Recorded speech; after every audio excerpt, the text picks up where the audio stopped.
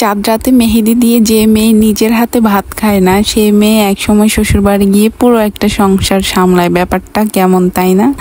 আসলে মেয়েরা এমনই। তো হ্যালো এভরিওয়ান, কি অবস্থা? অনেক দিন পর একটা লং ভিডিও নিয়ে আসলাম। আর এখানে হচ্ছে রান্না বান্না শেষ করে তারপর হচ্ছে ইফতারের জন্য, ইফতারের হচ্ছে তেমন একটা ভিডিও আমি করতে পারিনি, হচ্ছে এত তাড়াহুড়া থাকে। আর কেন জানি গরমের মধ্যে মানে ভিডিও করে রান্না বান্না করতে যে টাইমটা লাগে, আমার মনে হয় যে রান্নাটা তার আগে করে ফেললে ভালো হয়।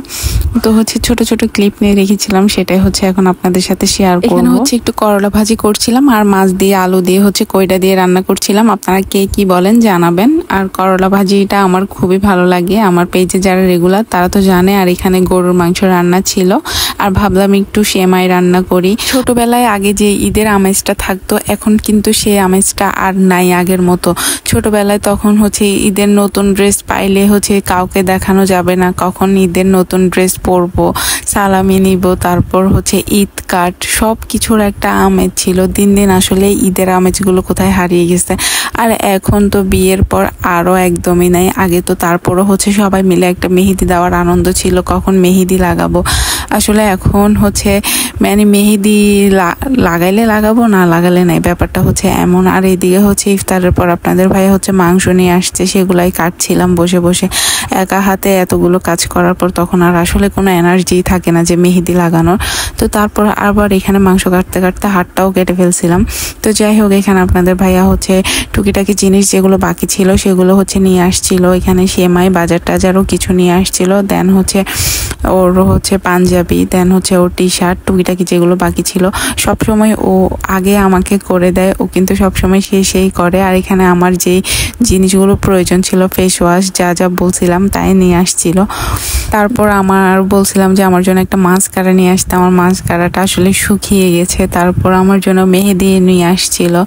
তো হচ্ছে এগুলাই হচ্ছে চেক করে দেখতেছিলাম। আর এখানে হচ্ছে ও হচ্ছে এখানে টায়াল দিয়ে দেখতেছিল, কারণ হচ্ছে এত ব্যস্ততার মধ্যে সময়ই পায়নি যে টায়াল দিয়ে দেখবে।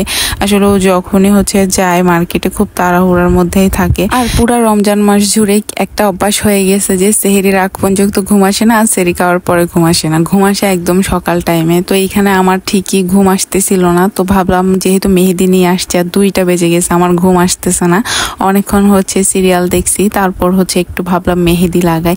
এদিকে দেখেন আমি মেহেদি লাগানো শেষ, তখন প্রায় হচ্ছে 3টা বাজে, প্রায় সাহারি খাওয়ার টাইমও হয়ে গেছে। এদিকে আপনাদের ভাই নাক ডেকে ঘুমাচ্ছে, আসলে সে গত রাত সারাদিনই ঘুমাইতে পারে নাই, হচ্ছে ব্যস্ত ছিল। তারপর হচ্ছে এখানে অনেক জোর করে টেনে টুনে তুললাম। এখানে আমার দিকে তাকানোর তার টাইমই নাই, সে হচ্ছে খাচ্ছে আর ফোনটা তো নিয়ে বসবে, ভিডিও দেখতে দেখতে খাবে, যদিও ঘুমের জন্য চোখেই দেখতেছে না। তো সব মিলিয়ে হচ্ছে কেমন লাগলো জানাবেন। এই ছিল হচ্ছে আমার গতকালকের হচ্ছে আমার জন্য চাঁদ রাত ছিল, যেহেতু আমি মেহেদি লাগাই ফেলছি।